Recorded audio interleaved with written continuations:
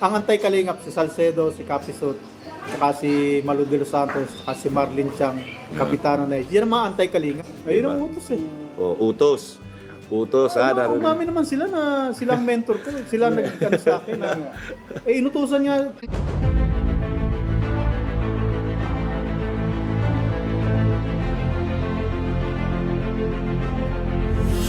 Ayun, shoutout guys, muli po, welcome to my YouTube channel. Ito po si Kuya July, ang inyong katugang, ang inyong kalingap na muling buwabati po sa inyo ng magandang araw, magandang gabi. Sang paligman po tayo ng mundo naroroon. At sa araw na ito, panibagong vlog po tayo. Pag-uusapan po natin yung patungkol po kay Federico po, na kung saan nandito na po siya sa Team Kalingap. Nagpunta po sa Dait, mga kabayan po natin. At ang mabigat po dito, may mga nire-reveal po siya. Kamukha halimbawa, kaya pala nagawa niyang mambatikos sa Kalingap, maging buzzers, kasi may nag-uutos di umano sa kanya, mga kabayan po natin. Pag-usapan po natin yan maya-maya ng konti. Pero bago po yun, paalala po muna si Kuya July, baka sakaling meron pa po ditong hindi nakasubscribe sa ating YouTube channel, wag natin kalimutan, July Paunil, tapos pakipindot lang po yung notification bell button para lagi po tayong updated sa aking mga video upload. Tapos yung ating Facebook page po, July Paunil 2.0, pwede ho nating i-follow at saka po pwedeng i-like. So maraming salamat po sa inyong lahat. At siyempre po, Kuya Bal Santos Matubang, Kalingap Rab, pakisuportahan po. At kung okay lang, idamay po natin yung mga Lingap partners. So maraming salamat po sa inyong lahat. Ngayon tuloy na po tayo. Pag-usapan na po natin itong patungkol nga po kay Federico Santos. Nung nakaraan, sa ating live stream po, napasadahan po natin ng konti po yan, na alam po natin, si Federico Santos ho, ay nandyan na po sa Dait. Nagkita na po sila ni Kuya Bal Santos Matubang, at yan po ay nabanggit din po sa amin. Tapos, na-meet na rin po si Biancy, nabanggit natin yon, at kasama po siya ni na Kuya Bal Santos Matubang. At si Federico po, ay kaya nagpunta yan sa Dait, dahil nga po bukas, o kaya mamaya, meron pong event. Yung Kalingap Bull po yan lumalabas, mga kabayan po natin. Yung yearly event po yan. Mga Lingap partners ini-invite. Yung may mga time po ay nagpupunta po dyan. Kasi nga po may mga awarding yan. Parang salo-salo yan. May pagkain. May mga ilang nag-sponsor din po, tumulong. Tapos may mga pa-premyo din, mga kabayan po natin. At saka may mga certificate na matatanggap yung mga awardee, mga kabayan natin. Kaya excited po tayo dyan. Bagamat ako po hindi ako makaka-attend dahil nga po nasa ibang bansa po tayo. At ito nga po, nagsushoot po tayo patungkol po dyan. Dito pa rin tayo sa Qatar, mga kabayan po natin. Bagamat mamaya ho, or bukas, tayo po ay babiyahin na rin po pauwi ng Pilipinas. Pero hindi na po natin naabutan yan, yung event na yan, mga kabayan po natin. So balik po tayo kay Federico Santos, mga kabayan po natin. Kasi po may mga napag-alaman po tayo na meron palang nasa likod niya po. Kasi alam naman po natin, si Federico ho ay isa sa mga, sabihin natin, naging antay po yun sa isang pagkakataon. Marami po siyang mga banat po sa Team Kalingap, kay Kuya Bal Santos Matubang, kay Kalingap Rab, sa amin, mga reactors, lalo na po yung mga kalaban niya po talaga nakakasagutan po namin ito noong mga nakaraang panahon. At sa natatandaan ko po, yan po ay nag-umpisa na pumapanig po doon sa kumakampi rin kay Reyna. Dahil po nung time na yon, si Reyna po ay wala na ho sa Team Kalingap. Binawi na po siya ng kanyang nanay at saka po yung mga nagsusupport po kay Reyna. Nakaramihan po sa kanila ay against sa Kalingap. So ito pong si Federico Santos ho, biglang napanood po natin ito, bumabanat at kakampi niya yung mga kumuha po kay Reyna, yung mga sponsor din po nila, mga reactor. So magkakasama po sila, mga kabayan po natin. So doon po natin yan unang napanood, si Federico Santos po.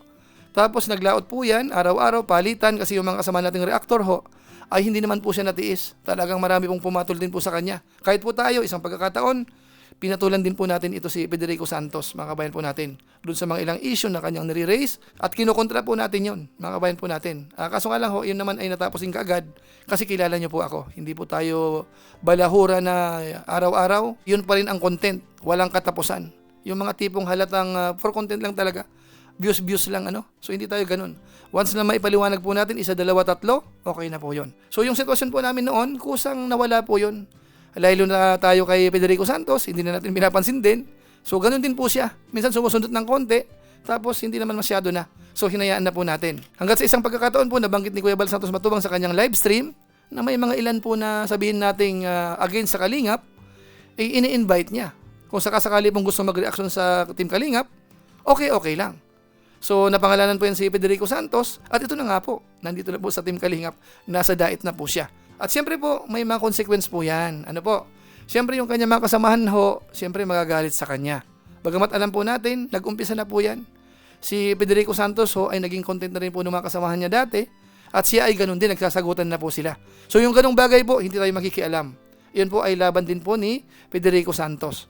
So kung ano man po ang kanyang pinaglalaban, nasa kanya po yun. Ang sa atin lang po dito ay bilang isang kalingap. Kung siya po ay makakasama po natin, so okay lang yun. Hindi tayo magiging kalaban niya hanggat siya po ay okay naman sa team kalingap. Sabi nga nung iba, sana wala siyang hidden agenda. Para kung sakasakali daw, ay hindi daw tama yon. So sabi ko naman, sa tingin naman natin, mukhang seryoso naman po siya. So bigyan po natin siya ng pagkakataon na patunayan na talagang siya po ay legit kalingap na po, mga kabayan po natin. Tapos ito po ang matindi. Kasi siyempre ho, si Federico Santos, kung may mga alam po siya, sigurado maibubulalas niya po yan habang nandito po sa Team Kalingap. Kasi po nung kausap po ni Kuya Mel, actually po si Kuya Mel po at saka si Federico Santos, magkalaban din po yan eh. Pero ngayon ho, bati na po sila. At doon po sa pag-uusap nila, may nabanggit po dito. Alam niyo po ba, na yung mga ginawa pala ni Federico Santos na yon, merong pinaka-mastermind o kaya merong nag-uutos sa kanya. Kumbaga may kanya. Kumbaga ho ay merong mentor siya na dapat sundin. Ito, panoorin po natin. Ayan. Ito na. Dati, kritiko nyo ng Beyonce si Federico. Ngayon, ang kritiko ngayon ng mga anti-Beyonce ay si Federico. Pag may umapi kay Beyonce, sa HC. Pag may nambati ko sa inyo, gagawin natin. Gagawin natin. Huwag niyo na pansinin. Nasa kabilang bakit. And sa bagay, hindi naman ako anti-kalingap eh. Reynas community ako eh. Ang anti-kalingap, si Salcedo, si Capisot, saka si Malu de los Santos, saka si Marlin Chang, Kapitano na eh. Yan ang mga anti-kalingap. Kasi mga dating kalingap yan eh. Ako hindi naman ako naging kalingap eh. Supporter ka lang noon, tapos naging naging team ka ng Reynas community as a supporter din. Tapos hanggang sa nagkaroon ka ng channel, defender ka ng Reynas community. And then kaya lang, dahil nga kumukontra ka sa kalingap noon, dahil kami yung kalaban mo nung una eh. Kami lang eh, hindi pa naman kumakalaban yung iba. Actually, ako pa lang yung unang bumabanat eh, di ba? O pagkatapos, biglang may nakisali na. Hanggang sa, yun na, nag-content ka na ng iba, maliban doon sa pinag-uusapan natin. Napunta ka na sa ibang mga lab team, di ba? Hanggang sa lumawak na ng lumawak ang istorya noon. Ayun ang utos eh. O, utos. Umami naman sila na silang mentor ko. Sila nagkano sa akin na, inutusan nga, di ba nung isang araw lang, sabi nyo, kayo, may nag-utos naman sa inyo na banata na ako. So yan po mga kababayan po natin. Kayo na po humusga po doon sa narinig natin. Hindi ho kailangan ng mahabang paliwanag. Ang sabi niya po, may nag-uutos. Merong mentor. Ano po? Tapos ngayon nga raw po, na yun ang sitwasyon, may nag-uutos naman para siya ay banatan din. Ano po? So alamin po natin, sino kaya sila? Ano po? Ang nakakalam po niyan ay si Federico Santos. So abangan po natin sa mga ibang pagkakataon kung sila po ay i-reveal ni Federico Santos, mga kabayan po natin. Inuulit ko po, kung ano man po ang laban niya doon sa mga kasamahan niya, labas po tayo doon. Yun po ay laban niya, mga kabayan po natin. Ano? Ang concern natin, kapag related lang po sa kalingap. At ako po ay naniniwala na si Federico Santos ay marami pa pong i-reveal. Abang-abang lang po siguro tayo, mga kabayan po natin. At siguro, ngayon kasi may event hanggang bukas, doon sa Kalingap Ball. Siguro pagkatapos po niyan or during noon, kung may mga extra time, sa malamang may mga mag-i-interview sa kanya o kaya makakausap niya, na malalaman po natin. At after po niyan, sigurado makakabuelo na po yan, makakapag-reaction na. So kung ano man po ang kanyang mga revelation, so abangan na lang po natin yan sa mga susunod na panahon, susunod na araw, susunod na linggo, susunod na mga buwan, kung ano po ang mga pwede pa pong ibulgar ho ni Federico Santos. Ano po, basta sa ngayon, ang alam natin, siya po ay kasakasama ni Kuya Bal Santos Matubang sa ngayon sa Dait po. So panoorin po natin na lang siguro sa mga next vlog po ni Kuya Bal, sa mga live stream, yung related po sa event na yan, kung ano po ang gagawin ni Federico Santos at kung ano po ang maaaring sasabihin niya po. Ano po, so yan lang po muna siguro ang ating mixing reaction video po patungkol nga po dito kay Federico Santos. Kung inyo po ito nagustuhan, pwede po nating i-share.